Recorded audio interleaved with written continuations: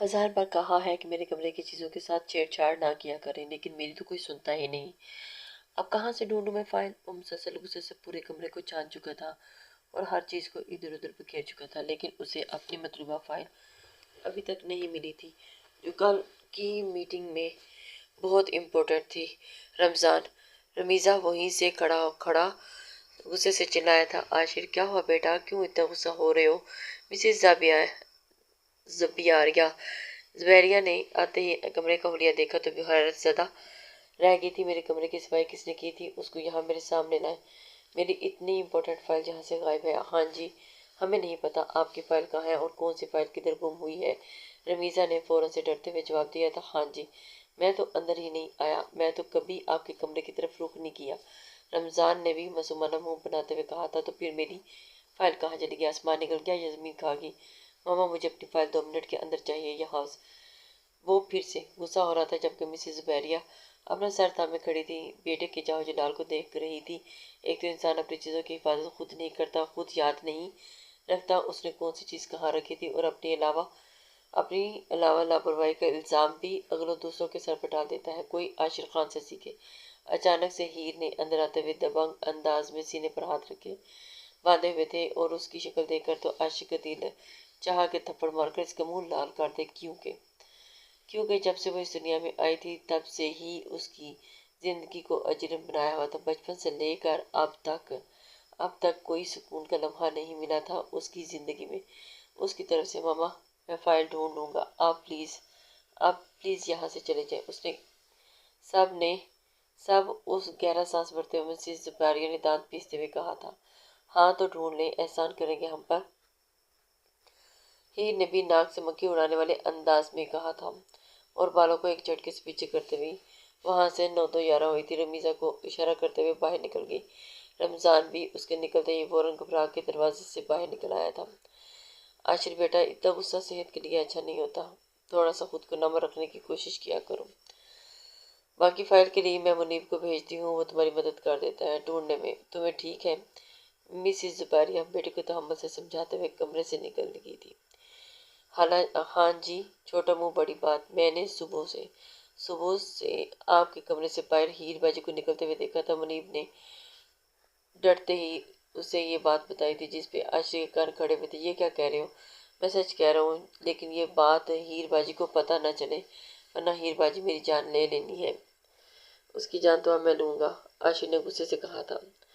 गुस्से के मारे बुरा हाल था। वो नहीं जानता था कि एक प्रोजेक्ट मीटिंग के चैलेंज पूरा करने के लिए उस हद तक चली जाएगी। वो दोनों हमेशा एक दूसरे की गिराने की ही कोशिश में लगे रहते हैं और अपने बिजनेस का ही दिवालिया निकाल रहे थे।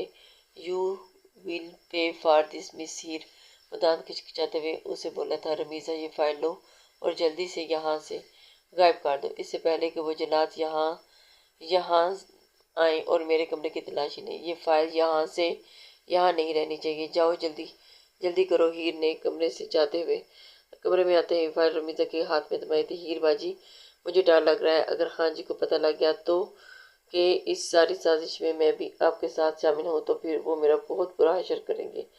तो आपके साथ साथ वो मुझे भी उल्टा लटका देंगे। रमीजा ने डरते हुए कहा था। तो वो उल्टा लटकाएं या ना लटकाएं, लेकिन अगर 2 मिनट से पहले ये फाइल लेके यहाँ से दफा ना हुई तो तुम्हारा गला तो मैं ही अपने हाथों से दबा दूंगी। हीर की गुस्सैली आवाज पर रमीजा ने डरते डरते फाइल को अपने दुपट्टे के नीचे अच्छे से छुपाते हुए कमरे के बाहर निकल गई थी। अभी वो दरवाजे से बाहर निकलती एकदम से धाड़ से आशिर दरवाजा खोले अंदर दाखिल हुआ था। रुमैसा दरवाजे के पीछे छुप गई थी। रुमैसा तो अब ना आगे की ना पीछे की। आशिर का रुख हीर की जानिब था और हीर की नजरें रुमैसा पर। आशिर गुस्से से हीर की जानिब बढ़ा था तो रुमैसा बहुत खामोशी के साथ ही कमरे से बाहर निकल गई थी। कहाँ है मेरी फाइल? अब की बार आशिर ने सीधा उसकी आंखों में झांकते हुए पूछा था। मुझे नहीं पता, कौन सी फाइल? ले दे के तुम मुझ पर ही इल्जाम लगाने की कोशिश करते हो। वाह आशिर खान, आपके भी क्या कहने। ही ने मुंह बनाते हुए तमस्कराना अंदाज में कहा था तो आशिर ने उसकी कलाई को जकड़े उसकी कमर से पीछे करते हुए उससे मरोड़ा था कि हीर की चीख निकल गई। शी आवाज ना निकले। उसे तंबी निगाहों से देखते हुए चुप کروا گیا تھا، جبکہ اس کی کلائی بری طرح سے دکھنے لگی تھی۔ تمہارے لیے بہتر ہوگا کہ تم چپ چاپ میری فائل واپس کر دو، نہیں تو اپنی فائل ڈھونڈنے کے لیے میں تمہارے کمرے کا ستیہ ناش کر دوں گا۔ اسے دھمکا چکا تھا۔ اسے اچھی خاصی دھمکی لگاتے ہوئے عاشر بولا، عاشر خان نے اگر تم نے میرے کمرے کی طرف آنکھ اٹھا کر بھی دیکھا تو میں دایا جان سے کہہ کر تمہارا حشر نشر بگاڑ دوں گی۔ وہ بھی بنا ڈرے تب کے اس کے آنکھوں میں آنکھیں ڈال کر بولی تھی، او ایسی بات ہے، تو چلو پھر دیکھتے ہیں کہ کس میں کتنا دم ہے۔ عاشر اس سے کلائی سے تھامے اس کی کبرڈ کی جانب بڑھا تھا اور چھڑ سے کبرڈ کے پٹ کھولتے ہوئے اس کی ترتیب سے رکھے گئے کپڑوں کو ہاتھ سے مار کر نیچے گرا دیا تھا۔ ہیر منہ کھولے صدمے سے اسے دیکھتی رہ گئی تھی، جبکہ اگلی پیش قدمی اس کی دوسری کبرڈ کی جانب تھی جہاں اس کی پرسنل چیزیں رکھی ہوئی تھیں۔ وہ فوراً سے آگے بڑھی۔ پاگل ہو گئے ہو کیا؟ لڑکیوں کی پرائیویسی میں کوئی گھستا ہے کیا؟ وہ اس کے سامنے کھڑے ہوتے ہوئے اسے بول رہی تھی اور اسے اپنے کبرڈ کی جانب بڑھنے سے روک رہی تھی۔ میں بذات خود عاشر خان ہیر خان کی کبرڈ میں گھسوں گا جب تک میری فائل نہیں مل جاتی، وہ اسے کہہ چکا تھا، ایک طرف کرتے ہوئے کبرڈ کے پٹ کھول گیا تھا۔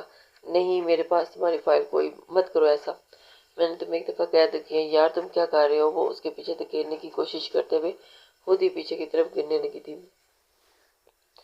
جبکہ عاشر اس کی کبرڈ میں اس کی پرائیویٹ چیزیں دیکھتے ہی پیچھے زور سے کبرڈ کا دروازہ واپس بند کر گیا تھا۔ ہیر نے سٹپٹا کر فوراً اس کی کبرڈ کے آگے کھڑے ہوتے ہوئے اسے گھورا تھا، ایک بات یاد رکھنا ہیر خان، اگر مجھے ذرا بھی یہ پتہ چلا کہ میری فائل غائب ہونے کے پیچھے تمہارا ہاتھ ہے تو پھر میں تمہارا کیا حال کروں گا تم سوچ بھی نہیں سکتی۔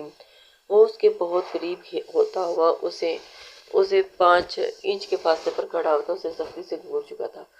نوازتے ہوئے بولا تھا، اچھا تو کیا کر لو گے تم؟ اب بھی وہ بھی خواب میں آئی تھی، وہ دن تمہارا اس گھر میں آخری دن ہوگا، یہ میرا وعدہ ہے تم سے۔ وہ اسے سرد انداز میں دمکاتا ہوا پیچھے ہٹتا ہوا باہر نکل گیا تھا تو ہیر نے شکر کا کلمہ پڑھا تھا، تم تو تمہارے اگلے پچھلے بھی اس فائل تک نہیں پہنچ پائیں گے۔ وہ منہ بناتے ہوئے بولی تھی، جب کہ کچھ دیر پہلے ہی عاشر خان کی حرکت یاد کرتے ہوئے اسے دل ہی دل میں کوسنے لگی تھی جس نے اس کی کلائی مروڑی تھی اور ساری کبرڈ کو پل میں ملیا میٹ کر دیا تھا۔ کھڑوس کہیں کا نہ ہو تو بے شرم خان! وہ بلبلا اٹھی تھی، جبکہ دوسری طرف عاشر خان نے ساری کی ساری رات بیٹھ کر وہ فائل دوبارہ بنائی تھی۔ ایک سیکنڈ بھی اس نے نیند نہیں لی تھی اور ساری رات کافی کے مگ پیتا رہا اور کام کرتا رہا۔ کل اسے یہ فائل اپنی میٹنگ کے لیے ہر حال میں چاہیے تھی اور وہ جانتا تھا کہ اگر یہ فائل وہ نہ کریٹ کر سکا تو ایک بڑا پروجیکٹ ہاتھ سے نکل جائے گا اور اس صورت میں قاعدے کے مطابق سی ای او کی سیٹ ہیر خان نے بیٹھنا تھا، لیکن اگر یہ پروجیکٹ عاشر خان کو مل جاتا ہے تو پھر وہ اپنی سیٹ اور اپنے عہدہ ہی برقرار رہتا ہے۔ بات اب ہار جیت کی تھی اور دونوں ہی ایک دوسرے کو بری طرح سے ٹکر دینے والے تھے۔ ایک طرف ہیر مزے سے خواب خرگوش کے مزے لوٹ رہی تھی اور دوسری طرف عاشر اپنی نیند کو بھگائے اپنی فائل کو مکمل کرنے میں بزی تھا اور پھر صبح فجر سے کچھ دیر پہلے اور اپنا کام مکمل کرتا ہوا پھر ایک بھرپور انگڑائی لیتا ہوا لیپ ٹاپ بند کر گیا تھا۔ سارا سامان ایک طرف کرتے ہوئے موبائل پہ میٹنگ سے 1 گھنٹہ پہلے کا الارم لگاتے وہ بستر پہ گرنے والے انداز میں لیٹا تھا اور اوندھے منہ لیٹے اس نے آنکھیں موند لی تھی۔ مس ہیر خان، تمہیں یہ ایک رات بہت بھاری پڑنے والی ہے۔ اس ایک رات کے بدلے تمہیں 10 راتیں نہ جگایا تو میرا نام بھی عاشر احمد خان نے وہ نیند میں جاتا بھی ہیر کو دھمکیاں لگانا نہ بھولا تھا۔ کیوں راستہ روکا ہے آصف شاہ؟ ایک گوری اپنی چھوٹی سی منقوہہ پہ ڈالی تھی جس کی آئے دن فرمائشیں ہی بڑھتی جا رہی تھیں۔ مجھ سے ناراض ہے؟ وہ منہ بناتے بولی تھی، میرے پاس ان باتوں کا وقت نہیں، مجھے آفس جانا ہے۔ خان ویٹ کر رہا ہوگا، بہت اہم میٹنگ ہے آج۔ وہ اسے سرے سے اگنور کرتا ہوا باہر کی جانب بڑھا تھا تو وہ پھر راہ میں حائل ہو گئی تھی۔ مجھے وہ گولڈ کے کنگن چاہیے شاہ جی، میر اپنے نیچے والا ہونٹ لٹکاتے لاڈ سے کہا تھا۔ رات کو اس نے موبائل پہ ایک ایپ میں گولڈ کے کنگن دیکھ لیے تھے جس کی مالیت 40 لاکھ تھی اور اس کی معصوم سی منقوہہ کو وہ ہر حال میں چاہیے تھے۔ جسے یہ لگتا تھا کہ پیسے پیڑ پہ اگتے ہیں۔ میرا فضول کی ضد مت کرو، ہٹو راستے سے۔ آپ کی بار وہ اسے خود سے سائڈ کرتا ڈپٹ گیا تھا۔ آپ بہت برے ہیں شاہ جی، وہ نرم لہجے میں بولی تھی، اور شاہ کا تو میٹر ہی گم گیا تھا اور غصے سے اس کی جانب پلٹا تھا۔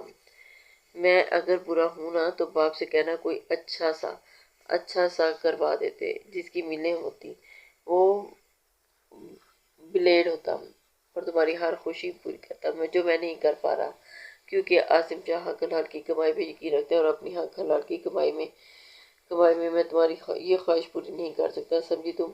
وہ اسے بتا چکا تھا۔ وہ قدرے اونچی آواز میں دھاڑا تھا کہ میرب سہم گئی تھی اور اندر سے باہر آتے محمود شاہ بھی وہیں تھم گئے تھے۔ عاصم شاہ اپنے کہتے جا چکا تھا اور جبکہ میرب ابھی بھی وہیں کھڑی اس کو جادو دیکھ رہی تھی، جب تک کہ وہ نظروں سے اوجھل نہیں ہو گیا تھا۔ اس کا باپ اس کے جاتے ہی آنسو گالوں سے بہتے چلے گئے تھے۔ اس کا باپ عاصم شاہ اپنی بیٹی کی جانب دیکھنے لگا۔ میرب جب اس کے بابا نے اسے پکارا تو وہ فوراً آنسو پوچھتے اس کی طرف موڑی تھی۔ جی بابا سائیں۔ وہ نازک نین نقش والی معصوم سی چلبلی سی میرب اکثر عاصم شاہ کو غصہ دلایا جایا کرتی تھی۔ بچے کیوں تنگ کرتی ہو اسے؟ صبح صبح آفس جا رہا ہوتا ہے، مت تنگ کیا کرو اسے۔ کیا چاہیے میری بیٹی کو؟ مجھے بتاؤ۔ وہ اس کے سر پر شفقت سے برا ہاتھ رکھتے پیار سے پوچھنے لگا تھا۔ اس کے باپ کے پاس بھی کوئی خاص وسائل نہ تھے کہ وہ اپنی بیٹی کی خواہش بآسانی پوری کر لیتے، لیکن باپ کا دل تو تھا نا، اور باپ بیٹیوں کے لیے پوری دنیا ہوتی ہیں۔ یہی وجہ ہوتی ہے کہ بیٹیاں باپ سے زیادہ قریب ہوتی ہیں، کیونکہ باپ چاہے خود کو پیش کر ہی کیوں نہ دے، اپنی شہزادی بیٹی کی خواہش ضرور پوری کرتا ہے۔ ارے بابا سائیں کچھ بھی نہیں، بس ایسے ہی تنگ کر رہی تھی۔ اسے ایسے ہی تنگ کر رہے تھے، جب تک اسے تنگ نہ کر لوں۔ وہ ہماری بات سے چڑ کھاتے ہیں تو سچ میں بہت پیارے لگتے ہیں، بالکل برف کا گولا۔ اب کی بار تو وہ ہنستے ہوئے عاصم کے بارے میں بات کر رہی تھی، جبکہ اس کی آنکھوں کی نمی چھپ نہ سکی۔ اور چلو پھر جلدی سے کڑکدار چائے پلاؤ، تمہارے بابا انتظار کرنا بہت طلب ہو رہی ہے۔ محمود شاہ نے بیٹی کو مزید آزمائش میں نہ ڈالتے ہوئے کچن کی جانب بھیج دیا تھا۔ یہ شاہ ہاؤس تھا، اور مسعود اور محمود شاہ کا ڈبل سٹوری شاہ ہاؤس، جو بہت بڑا نہ تھا تو بہت چھوٹا بھی نہ تھا۔ زندگی گزارنے کی ہر طرح کی آسائش یہاں موجود تھی۔ مسعود صاحب کا کار ایکسیڈنٹ ہوا تھا، تب سے وہ گھر پہ ہی رہنے لگے تھے، اور اوپر کے پورشن میں زبیدہ، میرب اور محبوب صاحب رہتے تھے۔ اوپر اور نیچے والے مسعود صاحب اور ان کا بیٹا عاصم شاہ۔ محمود شاہ اور مسعود شاہ دونوں بھائیوں کی آپس میں گاڑی چھینتی تھی۔ یہی وجہ تھی کہ مسعود کی خواہش پہ 2 ماہ پہلے ہی نٹکھٹ سی میرب کا نکاح عاصم سے ہو گیا تھا، اور دونوں میں سے کسی نے اعتراض نہ کیا۔ وہ اکثر عاصم سے چھوٹی موٹی خواہشیں کرتی رہتی تھی، کچھ بھی مانگتی تھی، کبھی کچھ، اور عاصم بھی ماتھے پہ بال نہیں لاتا تھا، پر اب کچھ زیادہ ہی ہونے لگا تھا، اور وہ کچھ اپسیٹ ہو گیا تھا اس رشتے سے۔ اسے لگنے لگا تھا کہ ان دونوں کو شاید گھر والوں نے زبردستی ایک دوسرے کے پلے باندھ دیا ہو۔ آفس کی بلڈنگ میں داخل ہوا تو سامنے ہی عاشر خان کھڑا دکھائی دیا تھا۔ عاصم دماغ سے ساری سوچیں نکالتا ہوا سر جھٹک کر اس کی جانب بڑھ گیا۔ میٹنگ کچھ ہی دیر میں شروع ہونے والی تھی۔ دونوں کچھ اہم پوائنٹس پر ڈسکس کر رہے تھے۔ میٹنگ روم کی جانب بڑھ گئے تھے، جہاں ہیر پہلے سے موجود تھی۔ اسے دیکھ کر تو عاشر نے لاپیچھے اور نظر انداز کرتے ہوئے اپنی سیٹ پہ جا کر بیٹھ گیا تھا۔ دادا جان کے ساتھ اپنے بابا اور چچا کو بھی وہاں آتے دیکھ وہ مسکرایا تھا، اور میٹنگ سٹارٹ ہوئی تھی۔ جو یہ سوچ کے بیٹھی تھی کہ فائل نہ ہونے کی وجہ سے کی بنا پہ وہ کچھ بھی پریزنٹ نہیں کر پائے گا، اور اس کے برعکس اس کو اتنے کانفیڈنس کے ساتھ پریزنٹیشن دیتے دیکھ کر ہیر کو ٹھنڈے پسینے آنے لگے۔ اور پھر وہی ہوا۔ عاشر نے اپنا بیسٹ دے کے اپنی سیٹ پہ خود کو برقرار رکھا۔ پروجیکٹ بھی مل گیا اور سی ای او کی سیٹ بھی، اور ہیر منہ دیکھتی رہ گئی تھی۔ میٹنگ ختم ہوتے ہی ہال کے اندر ایک لمحے کو خاموشی چھا گئی۔ عاشر خان نے پرسکون غرور کے ساتھ اپنا لیپ ٹاپ بند کیا، اور سامنے بیٹھے بورڈ ممبرز نے اسے طریح بھری نظروں سے دیکھا تھا۔ ہیر کی ساری امیدیں اس لمحے زمین بوس ہو گئی تھی۔ اسے یقین ہی نہیں آ رہا تھا کہ عاشر نے پوری رات جاگ کر وہ فائل دوبارہ سے تیار بھی کر لی ہوگی، اور اتنی مضبوط پریزنٹیشن بھی دے دے گا۔ اندر ہی اندر کھولتی رہی، اور مگر چہرے پر مصنوعی نامرد سی شکل چپکا کر بیٹھی رہی تھی۔ اور بورڈ ہیڈ نے مسکراتے ہوئے اعلان کیا کہ پروجیکٹ عاشر خان کو مل رہا ہے، اور اسی کے ساتھ وہ سیٹ یعنی چیف ایگزیکٹو آفیسر کی پوزیشن برقرار رکھے گا۔ سب نے تالیاں بجا کے خیر مقدم کیا تھا، جبکہ ہیر کے گلے میں جیسے کانٹے اٹک گئے تھے۔ اسے یقین ہی نہیں آ رہا تھا کہ وہ ہار گئی ہے۔ عاشر اٹھ کر جیسے ہی باہر نکلا تو اس کے چہرے پر فاتحہ مسکراہٹ تھی۔ دوسری طرف ہیر تیز تیز قدموں سے اس کے پیچھے لپکی تھی۔ عاشر جیسے ہی کار کی پارکنگ کی طرف بڑھا تھا، ہیر اس کے سامنے آن کھڑی ہوئی تھی اور دانت پیستے ہوئے اسے دیکھا تھا۔ تم اتنی جلدی خوش ہو رہے ہو عاشر خان؟ عاشر نے بے نیازی سے اس کی طرف دیکھا تھا۔ مس ہیر خان، کچھ جیتے قسمت سے ہوتی ہیں اور کچھ جیتے کچھ محنت سے، اور تمہارے کیس میں قسمت نے بھی تمہارا ساتھ نہیں دیا اور محنت تم نے بہرحال کرنی نہیں تھی۔ ہیر کا دماغ غصے سے جھنجھنا اٹھا تھا۔ تم سمجھتے کیا ہو خود کو؟ بس CEO بن گئے ہو تو خود کو دنیا کا بادشاہ سمجھنا شروع کر دیا ہے؟ عاشر طنزیہ مسکراتا ہوا ہلکا سا اس کے کان کے پاس جھکا۔ بادشاہ ہوں نہیں، بن گیا ہوں۔ اور تم ابھی بھی وہی ہو جو ہمیشہ سے تھی۔ مجھ سے ایک قدم پیچھے۔ ہیر کی سانسیں تیز ہوئی تھی۔ میں تمہیں چین سے اس سیٹ پر ٹکنے نہیں دوں گی عاشر خان، وہ دبا دبا چلائی تھی، اور عاشر خان نے سینے پر ہاتھ باندھے اپنی ہنسی دبائی تھی۔ پہلے اپنا رتبہ تو دیکھ لو مس ہیر، تم اب میرے نیچے آتی ہو؟ اور ہیر کی آنکھیں دیکھ کر حیران ہو کر پھیل گئی تھی۔ کیا مطلب؟ کیا کہنا چاہتے ہو؟ عاشر نے موبائل اس کے طرف بڑھایا جہاں نیا آرگنائزیشنل چارٹ کھلا تھا۔ مبارک ہو تمہارا نیا رتبہ، COO، چیف آپریٹنگ آفیسر۔ ہیر کا دل جیسے ایک لمحے کو دھڑکنا بھول گیا تھا، یعنی وہ عاشر کے ماتحت تھی۔ عاشر نے اسے دیکھ کر ہنکار بھرا تھا۔ اب تم میرے ماتحت رپورٹ کرو گی مس ہیر؟ تم نے رات کو میری نیند خراب کی نا؟ وہ آئیبروز ریز کرتا ہوا بولا تھا۔ اب دیکھو میں تمہاری ہر صبح، ہر شام اور ہر دن رات برباد نہ کروں تو میرا نام بھی عاشر خان نہیں۔ ہیر نے غصے سے دانت پیسے۔ تم بدتمیز خود پسند انسان ہو۔ عاشر نے گاڑی کا دروازہ کھولا اور تم میری ماتحت طنز کے تیر برساتا ہوا وہ گاڑی میں بیٹھ چکا تھا۔ ہیر کا دل چاہا کہ وہ اس کا منہ نوچ لے، مگر حقیقت یہی تھی کہ عاشر اب بھی CEO تھا اور وہ اس کی ماتحت۔ اب نہ جانے وہ اس کے ساتھ کیا کرنے والا تھا۔ اس سے پہلے کہ ہیر کو کچھ بڑا سوچنا تھا، عاصم کے ساتھ وہ ایک ہوٹل میں بزنس میٹنگ پر گئی تھی۔ کیلی موجود تھی اور کافی دیر کے بعد وہ فری ہوا تو وہیں دونوں نے ایک ساتھ لنچ بھی کر لیا تھا۔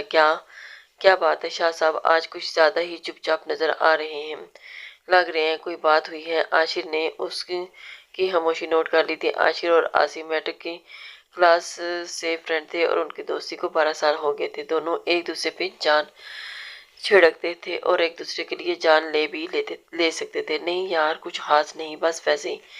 یوں ہی وہ کافی کا سیپ لیتا ہوا مسکرایا تھا۔ اسے میرب کے حوالے سے عاشر سے کوئی بات کرنا مناسب نہ لگا۔ جو بھی تھا وہ اس کی عزت تھی اور بہن بیٹیوں کو ڈسکس کرنا عاشر کو پسند نہ تھا، اور نہ ہی عاصم کو۔ ابھی وہ مزید کچھ بات کرتا کہ عاشر کے موبائل پر بیپ ہوئی تھی۔ اسے ایک میسیج ریسیور دادا جان کی طرف سے تھا، جنہوں نے آج رات ایک گرینڈ پارٹی کا ارینج کیا تھا جس میں وہ اپنے پوتے کو سب سے متعارف کروانا چاہتے تھے، جو ان کا فخر تھا۔ عاشر کے چہرے پر مسکان نے چھوا تھا۔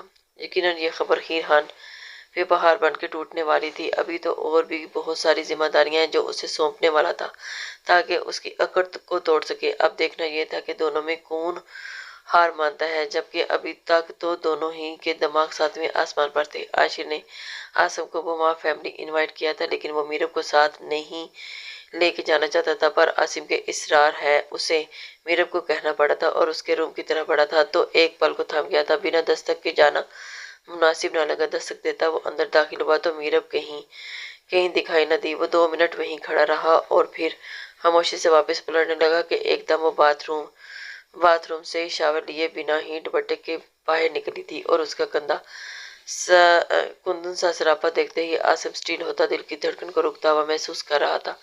میرب اسے دیکھ کر ایک پل کو تھم گئی تھی۔ پنک لباس گیلا ہونے کی وجہ سے اس کے ساتھ چپک رہا تھا، رہی سے ایک کسر گیلے بالوں نے نکال دی تھی۔ میرب کو اپنا آپ بہت آکورڈ سا لگا تھا اور پلکیں جھکا لی تھی اور دماغ لڑانے لگی تھی۔ دوپٹہ کہاں رکھا ہوگا؟ عاصم اس کی نروسنس اور گھبراہٹ کو دیکھتا ہوا اپنے آپ کو سنبھالے کمرے میں نظر دوڑائی اور اسے پاس ہی دوپٹہ دکھائی دی۔ اسے لیتے ہی وہ میرب کی جانب بڑھا تھا۔ یہ لو اور تیار ہو جاؤ، آج بزنس پارٹی ہے، عاشر نے انوائٹ کیا ہے۔ وہ دوپٹہ اچھے سے لیتے ہوئے حیران نظروں سے اسے دیکھنے لگی تھی۔ پارٹی؟ لیکن کون سا ڈریس پہننا ہے؟ مجھے تو آئیڈیا نہیں ہے۔ دونوں ایک دوسرے سے ایسے ऐसे बात कर रहे थे جیسے صبح کوئی جھگڑا ہوا ہی نہ ہو. کوئی بھی پہن لو بس ڈیسنٹ سا ہو. وہ ماتھے پر ماتھا مسلتے ہوئے بولا تھا. پھر یہی ٹھیک ہے. وہ اپنے اس لباس کو غور دیکھتے ہوئے بولی تھی. نہیں ہرگز نہیں. اس پنک ڈریس میں تو بالکل سادہ سی ڈریس ہے. وہ حشر سمانیاں بکھیر رہی تھی. عاصم کیسے اسے کسی کے سامنے ایسے جانے کے لیے جانے دیتا. میرے پاس ایسے ہی ڈریس ہیں سارے. ایک منٹ ایک بلو فراک بھی ہے. اور وہ فوراً کبڈ کی جانب بڑھتے ہی اسے ایک فراک نکال کے دکھانے لگی تھی. ٹھیک ہے یہ شال بھی ساتھ لینا. وہ کہنا نہ بھولا تھا. ظاہری بات ہے آدھے گھنٹے تک آ جاؤ. باہر میں ویٹ کر رہا ہوں. وہ کہتا باہر نکل گیا تھا جبکہ میرا اب مسکراتے ہوئے تیار ہونے لگی تھی. پارٹی کی رونقیں عروج پر تھیں اور پھر بڑے بڑے بزنس مین وہاں موجود تھے. ہر ایک کی نگاہ اس کامیابی کے ستارے پر تھی جس نے راتوں رات آہنی کمپنی کو عروج کی بلندیوں پر پہنچایا تھا. وہ اپنے دادا جان کا فخر اور باپ کا مان تھا. دادا جان نے سب سے اس کا تعارف کروا رہے تھے جبکہ وہیں دور کھڑی ہیر کھڑی اسے غصے سے بڑی نگاہوں سے دیکھ رہی تھی. اس کا بس نہیں چاہ رہا تھا کہ وہاں سے ہٹا کے خود اس کی جگہ لے کے کٹ کیا جانے لگا تو دادا جان نے بھی اسے وہیں اس پاس بنا لیا تھا. وہ دانت پیستے ہوئے بظاہر چہرے پہ مسکان سجائے کھڑی تھی. عاشر نے کیک اب پیس دادا جان کی جانب بڑھایا تھا اور فائر ورکس نے ایک بہت خوبصورت سما باندھا تھا. عاصم کے ساتھ میرب بھی وہیں کھڑی کلیپنگ کر رہی تھی. اسے یہاں آ کے بہت اچھا لگ رہا تھا. وہ ظاہر سب کچھ بہت اچھا چاہ رہا تھا لیکن ہیر کے دماغ میں کیا چاہ رہا تھا کوئی نہیں جانتا تھا. اس نے ویٹر کو اپنے ساتھ ملایا اور نشہ آور دوا کولڈ ڈرنک میں ملاتے ہوئے اسے عاشر کی طرف بھجوا دیا.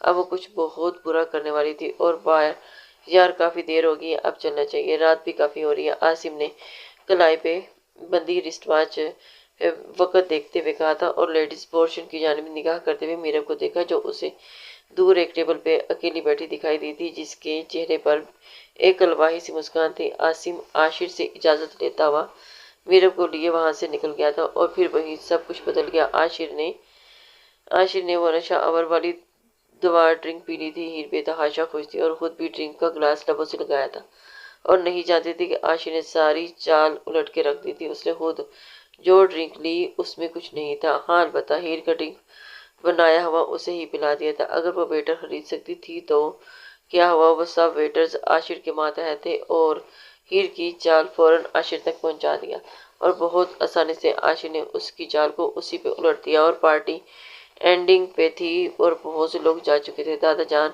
اور باقی سب لوگ نکل گئے تھے. عاشر کی نگاہ نے ہیر کو تلاشا.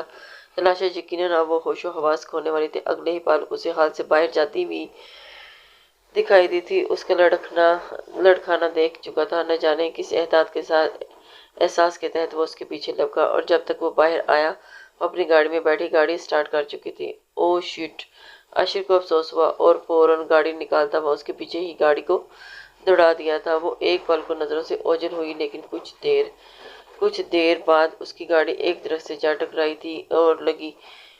عاشر کا دل دہل اٹھا تھا. وہ فوراً گاڑی کو روکتا ہوا باہر نکلا تھا اور اس کی جانب لپکا تھا. ہیر جیسے ہی ہوٹل کے ہال کے باہر نکلی اور اس کے ساتھ بری طرح سے چکرانے لگا. یا اللہ یہ میرے ساتھ کیا ہو رہا ہے. مجھے کیوں چکر آ رہے ہیں. وہ اپنے ارد گرد نگاہ دوڑاتی ہوئی گھبرائی تھی لیکن کچھ الٹا سیدھا تو نہیں پی لیا میں نے. اسے اپنی فکر ہوئی تھی تو فوراً وہاں سے نکلی تھی اور گاڑی کا رخ کیا تھا. نہیں کچھ غلط نہیں ہونا چاہیے. بس گھر پہنچ جاؤں.